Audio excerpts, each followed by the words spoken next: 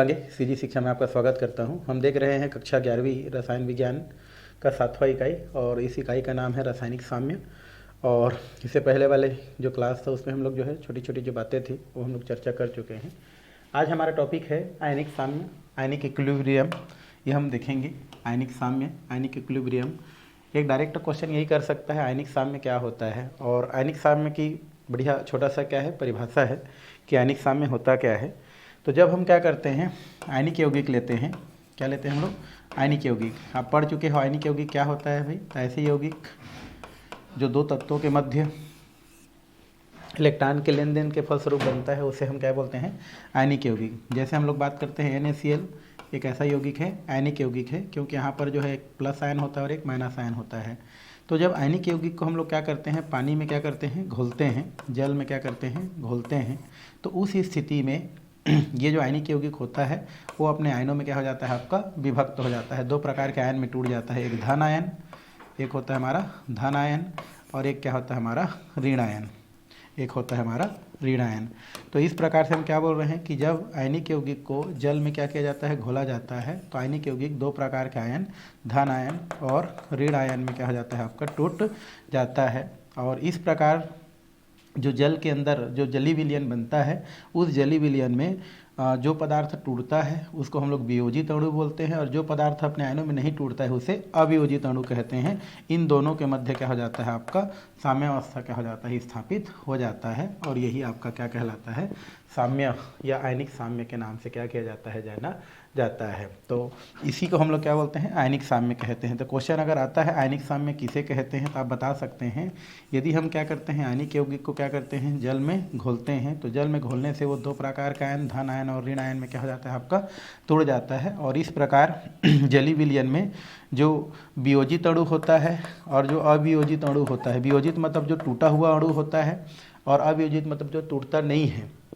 उन दोनों के बीच क्या हो जाता है साम्यावस्था स्थापित हो जाता है। वही आपका क्या कहलाता है आयनिक साम्य। कहने का मतलब ये है कि जल में क्या होता है हमारा जब नमक को हम लोग क्या करते हैं घोलते हैं तो नमक दो भागों में टूट जाता है, प्लस चार्ज और माइनस चार्ज। लेकिन थोड़ा देर के पश्चात क्या होता है पहले हमारा क्या होता है NaCl जो होता है वो NaCl क्या बनाता है Na प्लस और Cl क्या बनाता है माइनस बनाता है। चूँकि ये उसी के अंदर में रहता है तो थोड़ा देर के पश्चात क्या हो जाता है Na प्लस और Cl माइनस मिल करके पुनः किस में बदल जाता है आपका NaCl में बदल जाता है। और ये प्रक्रिया क्या होती है फिर जो है दोनों तरफ बराबर हो जाता है। जितना सोडियम क्लोराइड Na प्लस में और Cl माइनस में टूटता है उतना ही Na प्लस Cl माइनस जुड़ करके क्या बनाता है Na प्लस Cl बनाता है। मतलब इसमें दोनों प्रक्रिया चल रहा है, यहाँ पर वियोजित भी हो रहा है और अवियोजित भी हो रहा है। तो इस तरीक़ा से वियोजित और अवियोजित अणुओं के मध्य जो साम्यावस्था पाया जाता है वही आपका आयनिक साम्य कहलाता है। ये बनता रहता है बिगड़ता रहता है, टूट भी रहा है नहीं भी टूट रहा है, दोनों स्थिति चल रहा है ना, फिर से बन रहा है फिर टूट रहा है फिर बन रहा है फिर टूट रहा है, इसलिए इसको वियोजित और इसको क्या बोलते हैं अवियोजित कहते हैं। और उन दोनों के मध्य जो भी क्या होता है आपका जो साम्यावस्था पाया जाता है वही आपका क्या कहलाता है आयनिक साम्य कहलाता है। तो इसको अपने भाषा में आप लिख सकते हैं कि जब हम क्या करते हैं आयनिक यौगिक को जल में क्या करते हैं घोलते हैं तो जल में घोलने पर क्या होता है आपका जल में घोलने पर वो दो प्रकार के आयन में टूट जाता है, एक धन आयन और एक क्या होता है हमारा ऋण आयन। तो दो प्रकार के आयनों में क्या होता है आपका टूटता है, और इस प्रकार से फिर जो टूटा हुआ आयन होता है मतलब वियोजित होता आयन होता है, और जो अवियोजित जो होता है उन दोनों के मध्य साम्यावस्था स्थापित हो जाता है, वही आपका क्या कहलाता है आयनिक साम्य कहलाता है, आयनिक साम्य कहते हैं। तो आप इसको इस तरीक़ा से भी कर सकते हैं। ये आयनिक यौगिक हो गया, ये हमारा क्या हो गया जल हो गया, जल में क्या कर दिए इसको विलय कर दिए किसको आयनिक यौगिक। तो कितने प्रकार के आयन में टूटता है हमारा दो प्रकार के आयन में टूटता है, एक होता है हमारा धन आयन, एक होता है हमारा कौन सा ऋण आयन, ठीक है। और इस तरीक़ा से वियोजित और इसमें जो अवियोजित अणु होता है इन दोनों के मध्य क्या हो जाता है साम्यावस्था स्थापित हो जाता है। यही आपका क्या कहलाता है आयनिक साम्य कहलाता है, आयनिक साम्य कहते हैं। और आयनिक साम्य पर द्रव्यकरणपाती नियम लागू होता है, आप पहले पढ़ चुके हैं द्रव्यकरणपाती नियम क्या है। तो जो आयनिक साम्य होता है उसमें द्रव्यकरणपाती नियम क्या होता है लागू होता है। एवं जो साम्य स्थिरांक होता है, साम्य स्थिरांक को किसे शो करते हैं K कहते हैं। तो यहाँ पर जो भी साम्य स्थिरांक होता है उस साम्य स्थिरांक को हम क्या बोलते हैं आयनन स्थिरांक के नाम से क्या किया जाता है उसको जाना जाता है। और यहाँ पर जो विद्युत में चालकता होता है, ये जो हमारा जेली विलयन बनता है उसका विद्युत के प्रति क्या चालकता होता है नहीं होता है, इसके आधार पर ये जो हमारा क्या होता है आयनिक यौगिक होता है, या जो भी हमारे यौगिक होता है, जो भी पदार्थ होता है, उसको दो भागों में क्या किया जाता है, बांटा जाता है।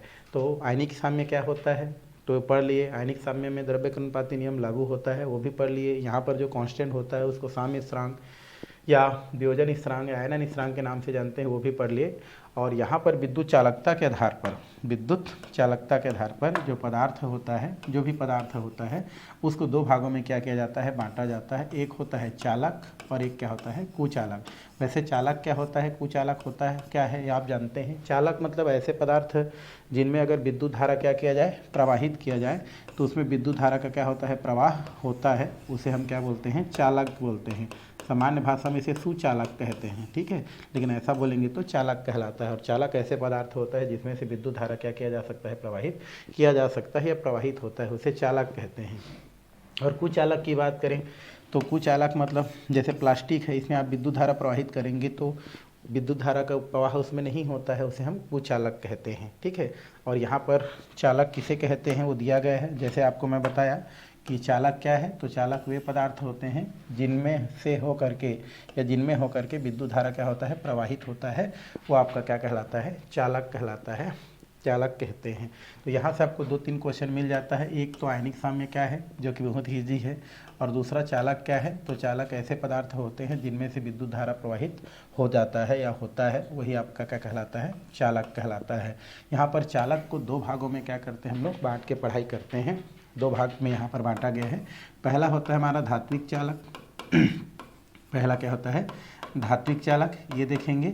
और दूसरा होता है विद्युत अवघटनी चालक, विद्युत अवघटनी चालक, अवघटनी क्या देखेंगे हम लोग, चालक देखेंगे। तो दो प्रकार के चालक यहाँ पर दिया गया है, एक धात्विक चालक और एक विद्युत अवघटनी चालक। तो क्वेश्चन करेगा आपको चालक क्या है भाई, तो चालक वे पदार्थ होते हैं जिनमें से विद्युत धारा क्या होते हैं, प्रवाहित होते हैं, या जिनमें से विद्युत धारा प्रवाहित कर सकते हैं, वही आपके चालक कहलाते हैं। और चालक जो होते हैं वो दो प्रकार के होते हैं यहाँ पर, धात्विक चालक और विद्युत अवघटनी चालक। पहले हम किसके पास चलते हैं, धात्विक चालक के पास चलते हैं और देखते हैं कि धात्विक चालक होता क्या है, ठीक है। धात्विक चालक क्या है, तो धात्विक चालक का मतलब ये होता है कि वे चालक जिसमें विद्युत धारा का जो प्रवाह होता है वो मुक्त इलेक्ट्रॉन के कारण होता है, ठीक है। वे चालक जिनमें जो विद्युत धारा का प्रवाह होता है वो किसके कारण होता है भाई, मुक्त इलेक्ट्रॉन, फ्री इलेक्ट्रॉन के कारण होता है। और जब उनमें धातु में जब क्या करता है आपका विद्युत धारा प्रवाहित होता है तो उसका जो रासायनिक गुण है या रासायनिक प्रक्रिया है उसमें कोई परिवर्तन नहीं होता है, रासायनिक परिवर्तन नहीं होता है, वही आपका क्या कहलाता है, धात्विक चालक कहलाता है। तो आप परिभाषा लिख सकते हैं, धात्विक चालक क्या होता है भाई, तो धात्विक चालक वे चालक होते हैं जिनमें विद्युत धारा का जो प्रवाह होता है वो किसके कारण होता है, हमारा मुक्त इलेक्ट्रॉन के कारण होता है। और जब धातु में क्या होता है, विद्युत धारा प्रवाहित होता है तो उसमें किसी प्रकार का कोई रासायनिक परिवर्तन नहीं होता है, मतलब कोई नया उत्पाद नहीं बनता है, तो ये क्या होता है, हमारा धात्विक चालक होता है। तो आप धात्विक चालक को इस प्रकार से क्या कर सकते हैं, बता सकते हैं। आपको पता है कि कोई भी जो धातु होता है ना उसमें मुक्त इलेक्ट्रॉन पाया जाता है, क्योंकि वो इलेक्ट्रॉन क्या करते हैं, डोनेट करते हैं, और डोनेट करके क्या होते हैं, धनायन बनाते हैं, वही तो धातु कहलाता है। और धातु में ही क्या पाया जाता है, मुक्त इलेक्ट्रॉन पाया जाता है, और उसी मुक्त इलेक्ट्रॉन के कारण ही हमारा कोई भी धातु क्या होता है, हमारा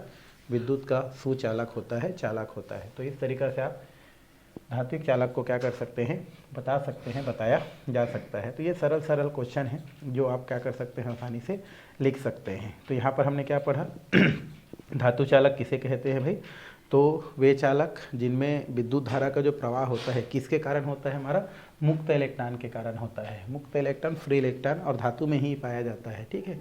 और इनके गमन के कारण होता है, मुक्त इलेक्ट्रॉन के गमन के कारण, चलने के कारण होता है, उसे हम लोग क्या बोलते हैं, धात्विक चालक कहते हैं। और धात्विक चालक में जब विद्युत धारा प्रवाहित होता है तो उसमें कोई भी रासायनिक परिवर्तन नहीं होता है। कुछ धात्विक चालक के उदाहरण हैं, जैसे लोहा धातु होता है, तांबा धातु होता है, चांदी क्या होता है, हमारा धातु होता है। ये सब जो है धात्विक चालक के उदाहरण में रखा जाता है। और भी जितने भी आप धातु हैं सबको आप क्या कर सकते हैं, धात्विक चालक के अंतर्गत रख सकते हैं। आगे बी नंबर है हमारा, दूसरा भाग है हमारा विद्युत अपघटनी चालक विद्युत है ना, ये बी नहीं है, विद्युत है, विद्युत अपघटनी चालक। विद्युत अपघटनी चालक क्या होते हैं? तो ऐसे पदार्थ जो ठोस अवस्था में विद्युत के कुचालक होते हैं, जब वो क्या होते हैं? ठोस अवस्था में पाए जाते हैं। किस अवस्था में पाए जाते हैं? ठोस अवस्था में, सॉलिड स्टेट में पाए जाते हैं। तो उस स्थिति में वो विद्युत के क्या होते हैं? कुचालक होते हैं। लेकिन जैसे ही उसको जो है पानी में घोल देते हैं, जल में क्या करते हैं? घोल देते हैं या उसको पिघला देते हैं, उस स्थिति में क्या हो जाता है? वो विद्युत तो क्या हो जाता है? सुचालक हो जाता है। तो ऐसे पदार्थों को हम क्या बोलते हैं? विद्युत अपघटनी चालक कहते हैं। मतलब जो ठोस अवस्था में क्या हो? कुचालक, और जैसे ही पानी में घोल देते हैं या उसको गर्म करके पिघला देते हैं, तो उस स्थिति में क्या हो जाता है? वो सुचालक हो जाता है। तो ऐसे जो पदार्थ होते हैं उसको ही हम क्या बोलते हैं? विद्युत अपघटनी चालक कहते हैं। जैसे नमक की ही अगर हम बात करें तो जो नमक होता है वो क्रिस्टली ठोस होता है। तो जब ये ठोस अवस्था में रहता है उस स्थिति में ये विद्युत का क्या होता है? हमारा कुचालक होता है। विद्युत का क्या होता है? कुचालक होता है। लेकिन जैसे ही नमक को पिघला देते हैं या पानी में घोल देते हैं तो उससे जो विलयन बनता है, उस स्थिति में अगर हम क्या करते हैं? विद्युत धारा प्रवाहित करते हैं, तो उस स्थिति में वो क्या होता है? विद्युत का सुचालक होता है। क्यों? क्योंकि जब हम क्या करते हैं? नमक को पानी में घोलते हैं तो उनके जो आयन हैं वो टूट जाते हैं, उनके मध्य जो आकर्षण बल हैं, आयन फ्री हो जाते हैं और आपका इलेक्ट्रॉन को या आयन फ्री हो जाते हैं और विद्युत धारा को एक जगह से दूसरे जगह आसानी से ले जा सकते हैं। लेकिन जब वो ठोस अवस्था में होते हैं तो उनके कण एक दूसरे से काफ़ी क्या होते हैं? प्रबल आकर्षण बल से क्या होते हैं? बंधे होते हैं। और प्रबल आकर्षण बल से बंधे होने के कारण जो है वो फ्री नहीं हो पाते हैं, है ना। और फ्री नहीं हो पाने की वजह से वो जो भी विद्युत धारा जो है उनको लाने ले जाने के लिए उपलब्ध नहीं हो पाते हैं। इसलिए ठोस अवस्था में विद्युत के क्या होते हैं? कुचालक होते हैं। और जैसे फ्री होते हैं फिर वो इलेक्ट्रॉन को लेकर के क्या करते हैं? इधर उधर घूमते रहते हैं और वो विद्युत के सुचालकता को क्या करते हैं? प्रदर्शित करते हैं। तो यही चीज़ दिया है कि वे पदार्थ है ना जो विलयन में अथवा पिघली अवस्था में क्या होते हैं? हमारे आयन उत्पन्न करते हैं या उसमें विद्युत धारा प्रवाह आयनों के द्वारा होता है। तो आप सिंपल लिख सकते हैं वे पदार्थ जिनके जली विलयन या विलयन अवस्था में या पिघली अवस्था में क्या होता है? हमारा विद्युत धारा प्रवाहित होता है, वो आपका क्या कहलाता है? आपका विद्युत अपघट्य पदार्थ कहलाता है। विद्युत अपघट्य पदार्थ के नाम से क्या किया जाता है? जाना जाता है। तो इसको अपने भाषा में आप क्या करेंगे? लिखेंगे। विद्युत अपघट्य पदार्थ क्या होता है? तो वे पदार्थ जिसके विलयन अवस्था में या पिघली अवस्था में विद्युत धारा क्या किया जा सकता है? प्रवाहित किया जा सकता है। ठोस अवस्था में जो है इसका जो है विद्युत धारा इसमें प्रवाहित नहीं किया जा सकता है। ऐसे पदार्थों को हम क्या कहते हैं? विद्युत अपघट्य पदार्थ कहते हैं। विद्युत अपघट्य पदार्थ कहा जाता है। जैसे हम लोग क्या कर देते हैं? यहाँ पर नमक लेते हैं और नमक का हम क्या करते हैं? जली विलयन बना लेते हैं और जली विलयन बनाने के पश्चात जब हम क्या करते हैं? इसमें 2 इलेक्ट्रोड डुबा देते हैं, एक प्लस और एक क्या होता है? माइनस डुबा देते हैं। तो उस स्थिति में क्या होता है? आपका इसका जो प्लस चार्ज होता है और इसका माइनस चार्ज है वो विपरीत आवेश की ओर क्या करने लगता है? गति करने लगता है। जैसे क्लोरीन का माइनस चार्ज है तो किधर की ओर जाता है? एनोड की ओर जाता है। और सोडियम का प्लस चार्ज होता है तो किधर की ओर जाता है? वो कैथोड की ओर जाता है। मतलब विपरीत आवेश की ओर क्या करता है? हमारा आयन क्या करता है? गमन करता है, अर्थात उसमें विद्युत धारा प्रवाहित होता है। तो इस तरीक़ा से आप क्या कर सकते हैं? बता सकते हैं, बताया जा सकता है। ये दिया है हमारा ऐसे पदार्थ जो जल किसी विलायक में विलय होकर के आयनन उत्पन्न करते हैं एवं जिनका विलयन विद्युत अपघट्य के सुचालक होते हैं, विद्युत अपघट्य कहलाते हैं। और जो पदार्थ विलयन में आयनित नहीं होते हैं वो विद्युत अनपघट्य कहलाते हैं। तो पहले तो आपको विद्युत अपघट्य पदार्थों को क्या करना है? आपको जानना है। तो बोल सकते हैं विद्युत अपघट्य पदार्थ वे पदार्थ होते हैं जो ठोस अवस्था में विद्युत के कुचालक होते हैं, लेकिन जलीय अवस्था में या पिघली अवस्था में क्या होते हैं? विद्युत के सुचालक होते हैं। ऐसे पदार्थों को हम क्या बोलते हैं? विद्युत अपघट्य पदार्थ कहते हैं। और ऐसे पदार्थों के जली विलयन में जब हम क्या करते हैं? इलेक्ट्रोड डुबा देते हैं तो वो विपरीत आयन की ओर क्या करने लगते हैं? उनके कण जो है गति करने लगते हैं। ये सब हमारे क्या होते हैं? विद्युत अपघट्य होते हैं। विद्युत अपघट्य के बहुत सारे उदाहरण हैं। जितने अम्ल है विद्युत अपघट्य हैं, जितने क्षार हैं वो विद्युत अपघट्य के उदाहरण के अंतर्गत आते हैं। लेकिन कुछ पदार्थ ऐसे भी होते हैं जिनके चाहे ठोस अवस्था हो चाहे वो जलीय अवस्था हो, दोनों ही अवस्था में उसमें विद्युत धारा प्रवाहित नहीं कर सकते हैं। तो ये हमारा यहाँ पर दिया गया है कि कुछ पदार्थ ऐसे होते हैं या इस प्रकार से होते हैं कि उसके ठोस अवस्था हो चाहे वो द्रव अवस्था हो, उसके किसी भी अवस्था में विद्युत धारा प्रवाहित नहीं कर सकते हैं, है ना। तो वे पदार्थ जिनके जलीय अवस्था या ठोस अवस्था में विद्युत अपघट्य प्रवाहित नहीं कर सकते हैं, ऐसे पदार्थों को हम क्या बोलते हैं? विद्युत अनपघट्य कहते हैं। क्या बोलते हैं इसको? विद्युत अनपघट्य कहते हैं। तो इसको भी आप लिख सकते हैं। विद्युत अनपघट्य क्या होता है? तो विद्युत अनपघट्य वे पदार्थ होते हैं जिनके जलीय या ठोस अवस्था में विद्युत धारा प्रवाहित नहीं कर सकते हैं। ऐसे पदार्थों को विद्युत अनपघट्य पदार्थ कहते हैं। जैसे अगर विद्युत अनपघट्य पदार्थ की बात करें तो शक्कर हो गया। शक्कर कैसा है हमारा? विद्युत अनपघट्य पदार्थ होता है। यूरिया हो गया। यूरिया क्या होता है हमारा? विद्युत अनपघट्य पदार्थ के अंतर्गत आता है। ग्लूकोज भी बोल सकते हैं। ग्लूकोज जो होता है वो भी विद्युत अनपघट्य होता है। तो इस तरीक़ा से हम विद्युत अपघट्य क्या है, विद्युत अनपघट्य चालक क्या होता है, उसको हम क्या कर सकते हैं, बता सकते हैं। ठीक, तो इतना आपको समझ में आ गया होगा। चलिए अब हम क्या करते हैं, आगे की ओर चलते हैं। यहाँ पर जो विद्युत अपघट्य है उसको हम लोग क्या करते हैं, दो भागों में क्या करते हैं, बांटते हैं। एक प्रबल विद्युत अपघट्य है और एक हमारा होता है दुर्बल विद्युत अपघट्य। तो यहाँ पर जो विद्युत अपघट्य है उसको दो भागों में बांटते हैं। वैसे विद्युत अपघट्य क्या है, जिसको अभी आप जस्ट पढ़े हैं कि विद्युत अपघट्य वे पदार्थ होते हैं जिसके पिघली अवस्था में या जलीय अवस्था में आयन उत्पन्न करते हैं और इन पदार्थों के जलीय अवस्था में विद्युत धारा क्या कर सकते हैं, प्रवाहित कर सकते हैं। तो वही हमारे क्या कहलाते हैं, विद्युत अपघट्य कहलाते हैं। और यहाँ पर जो विद्युत अपघट्य हुए हैं उनको दो भागों में क्या करते हैं, हम लोग वर्गीकृत करते हैं। पहला हमारा होता है प्रबल विद्युत अपघट्य और एक दूसरा होता है हमारा दुर्बल विद्युत अपघट्य। तो विद्युत अपघट्य यहाँ पर कितने प्रकार का होता है भाई, दो प्रकार का होता है, प्रबल विद्युत अपघट्य और क्या होता है हमारा दुर्बल विद्युत अपघट्य। इसको हमको क्या करना है, देखना है, पढ़ना है। ठीक है, और आगे आपको क्या करना है, बढ़ना है। तो चलिए चलते हैं किसके पास, हमारा जो विद्युत अपघट्य होता है उसको हम लोग क्या करते हैं, देखते हैं।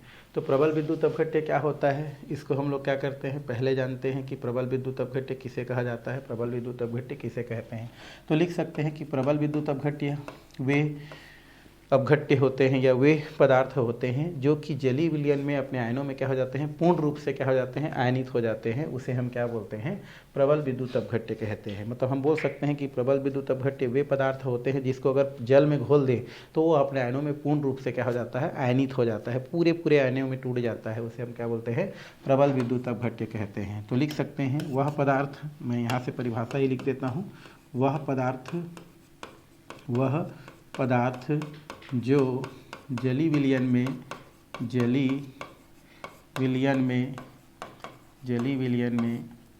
अपने आयनों में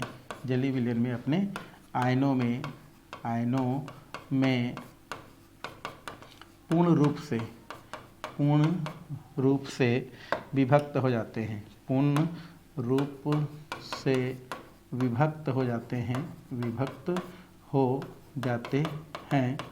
हो जाते हैं, यही क्या कहलाते हैं, हमारे प्रबल विद्युत अपघट्य कहलाते हैं। तो आप लिख सकते हैं कि प्रबल विद्युत अपघट्य वे पदार्थ होते हैं जिसको अगर पानी में क्या करते हैं, घोलते हैं, तो पानी में घोलने से अर्थात जलीय विलयन में अपने आयन में पूर्ण रूप से क्या हो जाते हैं, वियोजित हो जाते हैं, पूर्ण रूप से विभक्त हो जाते हैं। वही आपके क्या कहलाते हैं, प्रबल विद्युत अपघट्य कहलाते हैं। और प्रबल विद्युत अपघट्य एक उदाहरण आप क्या कर सकते हैं, बहुत सारा लिख सकते हैं। जैसे हमारा NaCl एक लवण है, HCl हमारा क्या होता है, अम्ल होता है, NaOH हमारा क्षार होता है। वैसे आपके और बहुत सारे उदाहरण दिए गए हैं, आप अपने बुक से देख सकते हैं। फिलहाल ये 2-3 उदाहरण हैं जिसमें आपको प्रबल वहाँ पर लवण दिया है, एक HCl दिया और एक NaOH दिया है। तो इस तरीक़ा से आप प्रबल अम्ल को परिभाषित कर सकते हैं, प्रबल विद्युत अपघट्य को परिभाषित कर सकते हैं। तो प्रबल विद्युत अपघट्य क्या होता है भाई, ऐसे पदार्थ जिसको अगर हम क्या करते हैं, पानी में क्या करते हैं, घोलते हैं, तो वो अपने आयनों में पूर्ण रूप से क्या हो जाता है, आपका वियोजित हो जाता है। पूर्ण रूप से क्या हो जाता है भाई, वियोजित हो जाता है। वियोजित मतलब क्या होता है, टूट जाता है। ऐसे पदार्थों को हम लोग क्या बोलते हैं, प्रबल विद्युत अपघट्य पदार्थ कहते हैं। दुर्बल विद्युत अपघट्य पदार्थ क्या होता है, उसको हमको अगर जानना है तो दुर्बल विद्युत अपघट्य जो पदार्थ होता है, दुर्बल विद्युत अपघट्य पदार्थ आपका जो है अगर बात करें तो वह पदार्थ जो जलीय विलयन में अपने आयनों में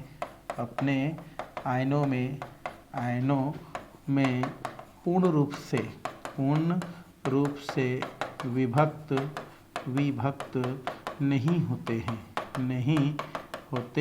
हैं, उसे हम क्या बोलते हैं भाई, दुर्बल विद्युत अपघट्य कहते हैं। उसे दुर्बल विद्युत अपघट्य कहते हैं, विद्युत अपघट्य कहते हैं, अपघट्य कहते हैं। तो इस तरीक़ा से हम क्या कर सकते हैं, इसको बता सकते हैं कि वह पदार्थ जिसको अगर हम क्या करते हैं जली विलयन में घोल देते हैं या जल में घोल देते हैं तो अपने आयनों में पूर्ण रूप से विभक्त नहीं होते हैं, है ना। पूर्ण रूप से विभक्त नहीं होना मतलब आपका जो है कुछ बचा रहता है, कुछ टूट जाता है, तो उसे हम लोग जो है दुर्बल विद्युत अपघट्य कहते हैं। और इस प्रकार के विद्युत अपघट्य में आणविक चालकता होता है, आपका बोल सकते हैं मोलर चालकता होता है, तुल्यांकी जो चालकता होता है, इनका मान बहुत क्या होता है आपका कम होता है। बट उतना वो सब करने की ज़रूरत नहीं है, आप डायरेक्ट यहाँ पर उदाहरण लिख सकते हैं। उदाहरण के लिए जैसे हम लोग HCl, COOH, फार्मिक अम्ल, एसिटिक अम्ल, ये हमारे क्या होते हैं H2CO3, अगर हम इसकी बात करें तो ये हमारे क्या होते हैं दुर्बल विद्युत अपघट्य के अंतर्गत आते हैं। इसी प्रकार आप क्या कर सकते हैं, क्षार में लिख सकते हैं NH4, है ना। उसके बाद कैल्शियम हाइड्रोक्साइड, मैग्नीशियम हाइड्रोक्साइड, ये हमारे क्या होते हैं दुर्बल क्षार होते हैं। दुर्बल क्षार के अंतर्गत इसको क्या किया जाता है, रखा जाता है। तो ये इसके कुछ क्या होते हैं उदाहरण होते हैं।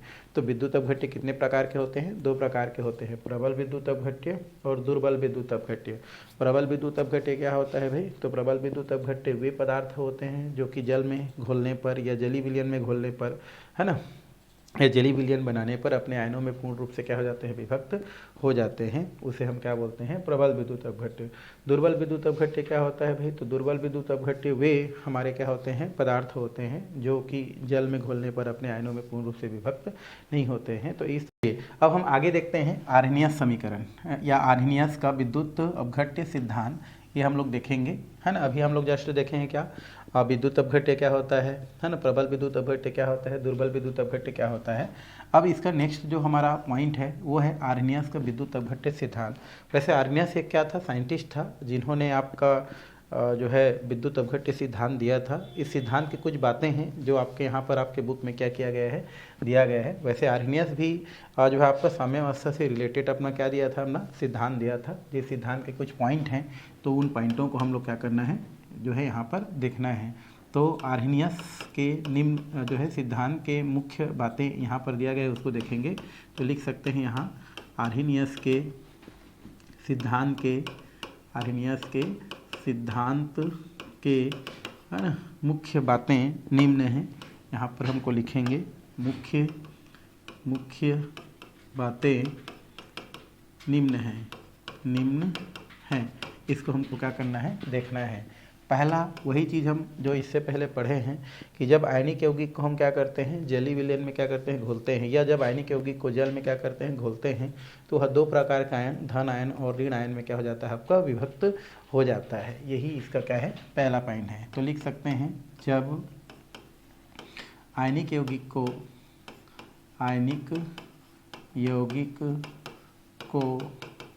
जल में घोलते हैं या विलय करते हैं, जल में विलय करते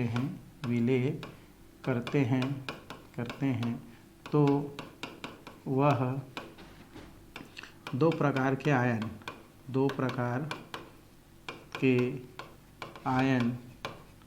धन आयन और ऋण आयन में क्या हो जाता है विभक्त हो जाता है, में विभक्त, या इसी को हम लोग क्या कहते हैं वियोजित हो जाता है, वियोजित हो जाता है। तो इस तरीक़ा से पहला पॉइंट हम क्या कर सकते हैं, लिख सकते हैं सिद्धांत का। तो इस सिद्धांत का पहला बात ये है कि जब आयनिक यौगिक को जल में क्या करते हैं घोलते हैं, विलय करते हैं, तो दो प्रकार के आयन में क्या हो जाता है विभक्त हो जाता है, एक धन आयन और एक क्या होता है हमारा ऋण आयन। ठीक है, तो इस तरीक़ा से और इस प्रकार से विद्युत अपघट्य का आयनों में टूटता आयनन कहलाता है ना। इस प्रकार है ना विद्युत अपघट्यों का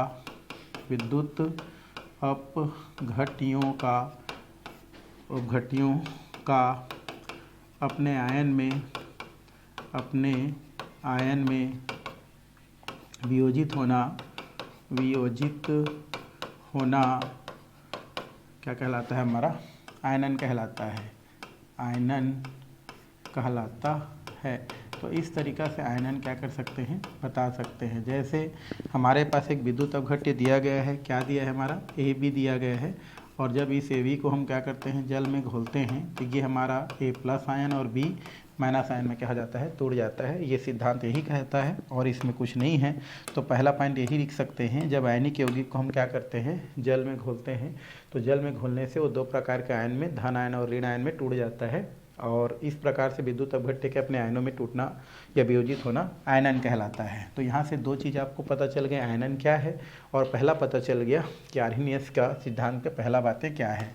अब हम चलते हैं दूसरा बातें क्या बताया है। जो भी हमारा क्या होता है, जो भी जो क्या होता है, हमारा जो पदार्थ होता है उसका वह अंश जो आयनन होता है, विद्युत अपघट्य पदार्थ का वह अंश या वह प्रभाज जो क्या हुआ है, आयनित हुआ है, वो आपका क्या कहलाता है, आयन की क्या कहलाता है, मात्रा कहलाता है, या आयन के मात्रा के नाम से जानते हैं। तो यहाँ पर लिख सकते हैं विद्युत अपघट्य, विद्युत अपघट्य का वह अंश या मोल, विद्युत अपघट्य अपघट्य का वह अंश या प्रभाज, प्रभाज मतलब भाग बोल सकते हैं, प्रभाज है ना, जो आयनित हुआ है, आयनित हुआ है, आयनित हुआ है, आयनन की मात्रा कहलाता है, कहलाता है। मतलब जब हम क्या करते हैं, विद्युत अपघट्य को क्या करते हैं, पानी में घोलते हैं, तो उसका वह भाग जो क्या हो जाता है, आपका आयनित हो जाता है, वो क्या कहलाता है, आपका आयनन की क्या कहलाता है, मात्रा कहलाता है। और यहाँ पर आप क्या कर सकते हैं, आयनन की मात्रा, आयनन की मात्रा बराबर लिख सकते हैं वियोजित, वियोजित आयन की संख्या, यहाँ पर लिख सकते हैं वियोजित, वियोजित आयन की संख्या, आयन की संख्या, वियोजित आयन की संख्या डिवाइडेड बाई, हम विद्युत अपघटन से पहले, विद्युत अपघटन से पहले से पूर्व है ना, विद्युत अपघट्य में कुल विद्युत अपघट्य, विद्युत अपघट्य के कुल आयनों की संख्या, कुल आयनों की संख्या मतलब जब विद्युत अपघटन नहीं हुआ था उससे पहले आयन की संख्या, और जितना वियोजित हो गया उनके आयनों की संख्या क्या कहलाता है, आपका आयनन की मात्रा कहलाता है। और ये कौन कहता है, हमारा आर्हेनियस समीकरण कहता है, आर्हेनियस हमारा सिद्धांत कहता है। तो पहला पॉइंट क्या हो गया, जब आयनिक यौगिक को जल में क्या करते हैं, हम लोग विलय करते हैं, तो वो दो प्रकार के आयन में विभक्त होता है, एक धन आयन और एक ऋण आयन। इस प्रकार से विद्युत अपघट्य का अपने आयनों में टूटना क्या कहलाता है, आपका आयनन कहलाता है। जैसे ये भी विद्युत अपघट्य है, ये दो प्रकार के आयन में क्या हो जाता है, टूट जाता है, तो ये आयनन के नाम से जाना जाता है। अब जो विद्युत अपघट्य आयनित हुआ है वो आयनन की क्या कहलाता है, मात्रा कहलाता है, और आयनन की मात्रा यहाँ पर क्या किया जा सकता है, लिखा जा सकता है। थर्ड पॉइंट, जो भी हमारा क्या हुआ है, आयनित जो भी विद्युत अपघट्य के आयनन से जो प्राप्त जो धन आयन होता है और ऋण आयन होता है, वो क्या होता है, एक दूसरे के साथ साम्य अवस्था में क्या होता है, पाया जाता है। तो इसको हम लोग थर्ड लिख सकते हैं, विद्युत अपघट्य के आयनन से प्राप्त धन आयन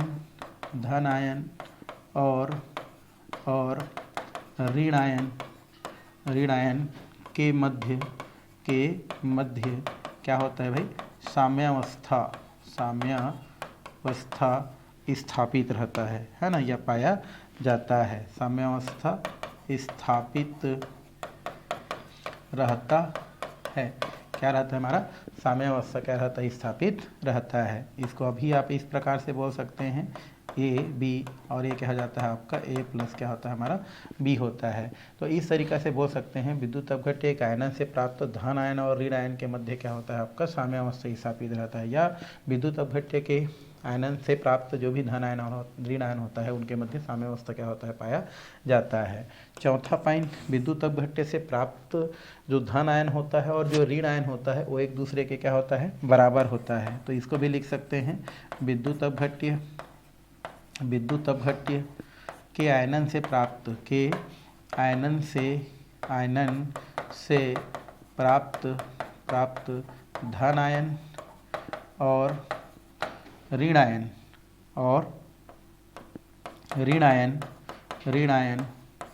है ना, दोनों की संख्या, ऋण आयन दोनों की संख्या है ना बराबर होता है, क्या होता है, बराबर होता है। तो इस तरीक़े से आप बोल सकते हैं कि जो भी हमारा आयनन होता है तो उस आयनन से जो प्राप्त धन आयन होता है और साथ में क्या होता है जो ऋण आयन होता है, उन दोनों की जो क्या होता है जो संख्या होता है वो एक दूसरे के क्या होता है आपका बराबर होता है। तो इसको भी क्या किया जा सकता है, लिखा जा सकता है। 5वां पॉइंट, जो भी विद्युत अपघट्य आयन की जो चालकता होता है वह विद्युत अपघट्य विलयन की जो चालकता होता है वह विलयन में उपस्थित जो क्या होता है आयन की मात्रा पर क्या करता है, निर्भर करता है। तो लिख सकते हैं विद्युत अपघट्य विलयन की चालकता विलयन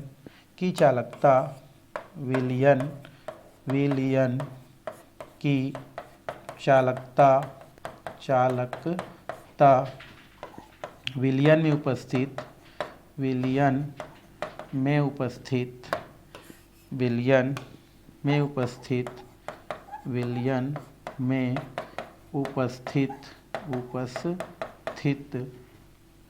आयनों की मात्रा पर निर्भर करता है, आयनों की मात्रा पर क्या करता है आपका निर्भर करता है। तो इस तरीक़ा से हम 4-5 पॉइंट क्या कर सकते हैं, आर्हेनियस जो भी साइंटिस्ट था उनका विद्युत अपघट्य सिद्धांत है उसके बारे में लिख सकते हैं। तो ये हो गया आपका आर्हेनियस का विद्युत अपघट्य सिद्धांत। तो आर्हेनियस एक साइंटिस्ट था जिन्होंने साम्यावस्था से रिलेटेड अपना सिद्धांत दिया। इस सिद्धांत की कुछ बातें निम्नलिखित है। पहला कि कोई भी आयनिक यौगिक को जब आप क्या करते हैं जल में घोलते हैं तो वो 2 प्रकार के आयन, धन आयन और ऋण आयन में क्या हो जाता है, विभक्त हो जाता है। और चूंकि इस प्रकार से विद्युत अपघट्य 2 प्रकार के आयन में टूट रहा है ना, तो ये हमारा क्या कहलाता है, आयनन कहलाता है।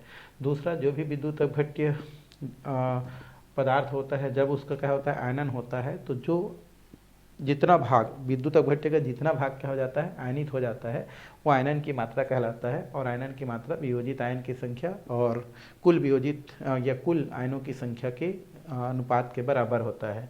कोई भी विद्युत अपघट्य के आयनन से प्राप्त जो क्या होता है धन आयन और क्या होता है हमारा ऋण आयन होता है, या ये बोल सकते हैं वियोजित और अवियोजित जो होता है उनके मध्य साम्यावस्था पाया जाता है।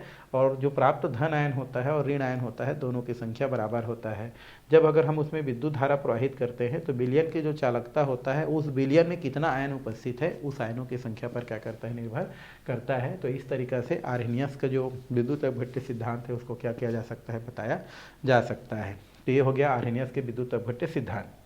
अब हमको क्या करना है, अब हमें जो है यहाँ पर जो आयनन है इस आयनन की जो भी मात्रा है विद्युत अपघट्य पदार्थों के जो क्या होता है टूटने से जो आयन बनता है तो उस क्रिया को आयनन कहते हैं। तो इस आयनन को प्रभावित करने वाले कारक कौन कौन से हैं इसको हमको देखना है, कौन कौन से कारक हैं जो इनको क्या कर सकता है, प्रभावित कर सकता है। तो यहाँ पर दिया है आपका आयनन की मात्रा को प्रभावित करने वाले कारक। ठीक है, ये आपको प्रश्न कर सकता है कि आयनन की मात्रा को कौन कौन से कारक हैं जो क्या करता है, प्रभावित करता है।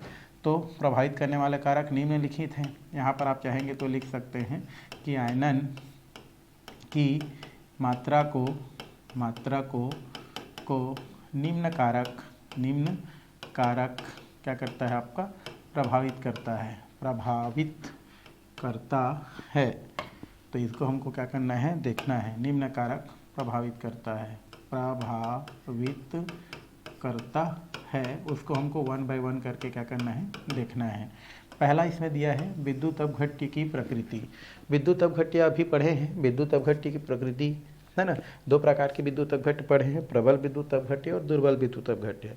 यदि प्रबल विद्युत अपघट्य है तो उस स्थिति में उसका आयनन क्या होता है आपका ज़्यादा होता है, और अगर दुर्बल विद्युत अपघट्य है तो उस स्थिति में आयनन क्या होता है आपका कम होता है। तो इसमें आप यही लिख सकते हैं कि जो प्रबल विद्युत अपघट्य होता है, प्रबल जो क्या होता है हमारा विद्युत अपघट्य है, अगर हमारे पास प्रबल विद्युत अपघट्य है तो उस स्थिति में इसका जो आयनन होता है वो क्या होता है, अधिक होता है। आयनन क्या होता है आपका, अधिक होता है, अधिक आयनन होता है, आयनन अधिक होता है। ठीक है, किसमें, जलीय विलयन में। और अगर हम क्या है हमारे पास दुर्बल विद्युत अपघट्य है, दुर्बल क्या है हमारा विद्युत अपघट्य है, तो दुर्बल विद्युत अपघट्य होगा तो उस स्थिति में क्या होगा हमारा जलीय विलयन में आयनन आपका क्या होगा, आपका कम होगा, आयनन क्या होता है हमारा कम होता है। तो ये पहला जो पॉइंट है, इस पहला पॉइंट में आप क्या लिख सकते हैं, इसको लिख सकते हैं कि जो भी आयनन की प्रक्रिया होता है वो विद्युत अपघट्य की प्रकृति पर निर्भर करता है। यदि वहाँ पर क्या होता है प्रबल विद्युत अपघट्य अगर उपस्थित है तो उसमें आयनन की मात्रा ज़्यादा होता है, और अगर दुर्बल विद्युत अपघट्य है तो उस स्थिति में उसमें आयनन की मात्रा क्या होता है आपका कम होता है। तो इस तरीक़ा से जो पहला पॉइंट है उसमें क्या किया जा सकता है, इस पॉइंट को लिखा जा सकता है। तो पहला पॉइंट में ज़्यादा कुछ नहीं है। अगर आता है आयनन किसे कहते हैं, आयनन की मात्रा को प्रभावित करने वाले कारक लिखिए, तो पहला कारक को लिख सकते हैं विद्युत अपघट्य की प्रकृति। यदि विद्युत अपघट्य प्रबल विद्युत अपघट्य है तो उनमें आयनन की मात्रा ज़्यादा होता है, और दुर्बल विद्युत अपघट्य है तो उसमें आयनन की मात्रा क्या होता है आपका कम होता है। जैसे इसमें HCl है ज़्यादा आपका आयनित होगा, NaOH है ज़्यादा आयनित होगा, बट अगर यहीं पर COOH फार्मिक अम्ल है और यहीं पर अगर हम CH3COOH की बात करते हैं और NH4OH की बात करते हैं तो इनका आयनन क्या होता है अपेक्षाकृत कम होता है। तो पहला पॉइंट खत्म हो गया। दूसरा पॉइंट विलायक की प्रकृति, किसकी प्रकृति, विलायक, ठीक है, ये विलायक होता है, विलायक होता है, ठीक है। तो विलायक की क्या देखेंगे प्रकृति। यदि कोई विलायक जो है जो विलायक होता है उसका जो पराविद्युतांक क्या होता है उच्च होता है, तो वह उतने ही विद्युत अपघट्य को अपने में क्या कर सकता है घोल सकता है। तो लिख सकते हैं जिन विलायकों की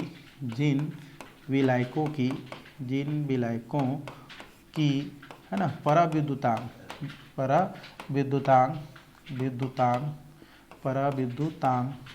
जितना अधिक होता है वह उतना ही है ना अधिक विद्युत अपघट्य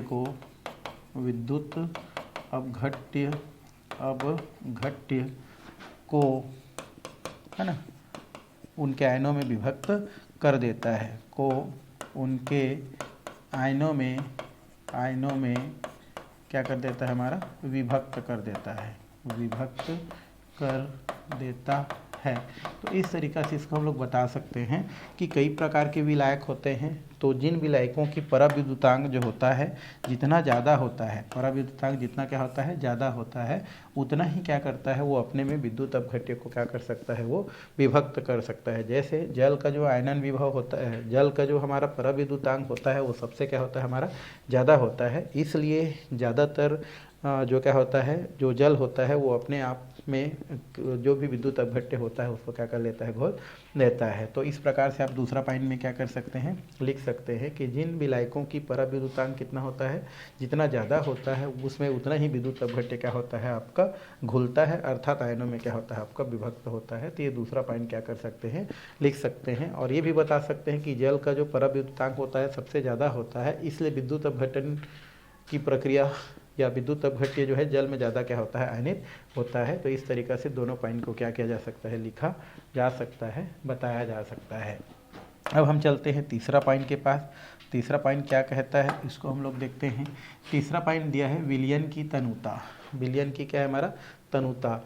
तो विलयन की जो तनुता होता है, जितना ज़्यादा तनु विलयन होता है उसमें आयनन की मात्रा उतनी ही क्या होती है आपकी ज़्यादा होती है, ठीक है। क्योंकि विलयन तनु होगा, तनु विलयन मतलब क्या होता है पानी की मात्रा ज़्यादा होना, ठीक है। तो विलयन की जो तनुता है, तनुता जो है, तो यहाँ पर आप लिख सकते हैं विलयन की तनुता जितना ज़्यादा होगा, ठीक है। यहाँ पर आप क्या कर सकते हैं लिख सकते हैं कि विलयन की जो क्या है हमारा जो तनुता है, तनुता मतलब पानी उसमें ज़्यादा है, जितना ज़्यादा होगा आपका जो आयनन की मात्रा है, आयनन की जो क्या है हमारा मात्रा है वो उतना ही क्या होगा आपका ज़्यादा होगा। इसको आप थ्योरी में भी लिख सकते हैं और इस तरीक़ा से डायरेक्ट क्या कर सकते हैं आप बता भी सकते हैं कि विलयन की तनुता जितना क्या होता है आपका ज़्यादा होता है उतना ही उसमें क्या होता है आयनन की क्या होती है आपकी मात्रा ज़्यादा होती है या पाई जाती है। तो इस तरीक़े से विलयन की जो तनुता है उसमें क्या की जा सकती है लिखी जा सकती है। आगे है विलयन का ताप। विलयन का ताप भी क्या होता है हमारा, जैसे जैसे हमारा क्या होता है विलयन का जो ताप है, ताप क्या किया जाता है बढ़ाया जाता है, वैसे वैसे आयनन की मात्रा क्या होती जाती है आपकी, बढ़ती जाती है। आयनन की मात्रा क्या हो रही है आपकी, बढ़ रही है। डायरेक्टली प्रोपोर्शनल मतलब होता है बढ़ना।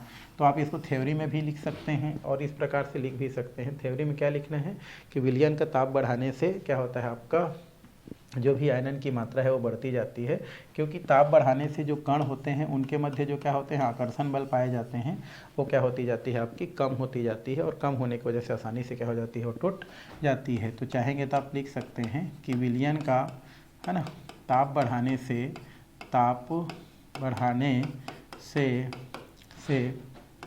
आयनन की मात्रा क्या होती है भाई, बढ़ती है। आयनन की मात्रा बढ़ती है क्योंकि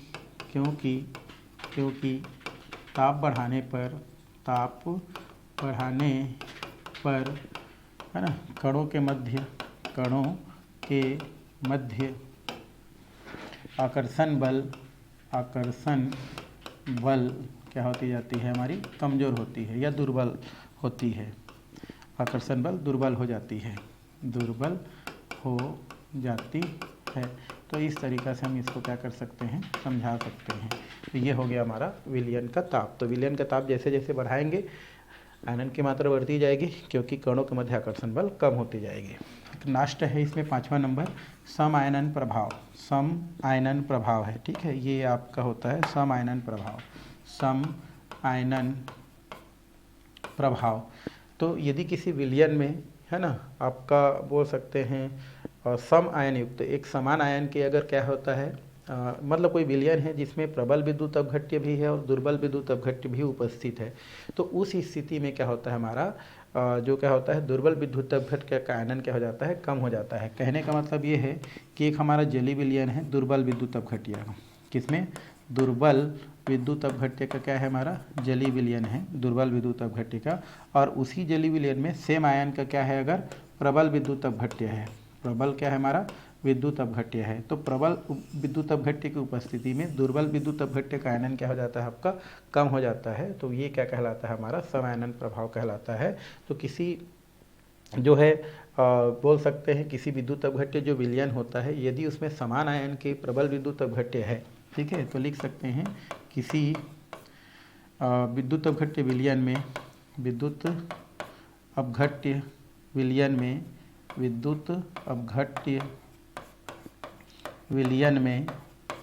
में समान आयन के प्रबल विद्युत अपघट्य उपस्थित है, प्रबल विद्युत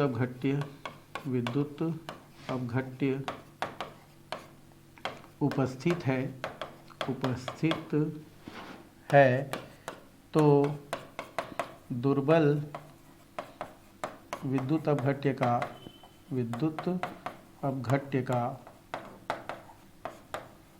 आयनन कम हो जाता है। तो इस तरीक़ा से हम इसको क्या कर सकते हैं, बता सकते हैं। तो लगभग 4-5 पॉइंट है। इन पॉइंटों को हम लोग आयनन को प्रभावित करने वाले जो कारक है उसके अंतर्गत रख सकते हैं। तो ये क्लास यहीं पर आज करते हैं, समाप्त करते हैं। आने वाले क्लास में जो है आगे का टॉपिक हम लोग देखने वाले हैं भाई।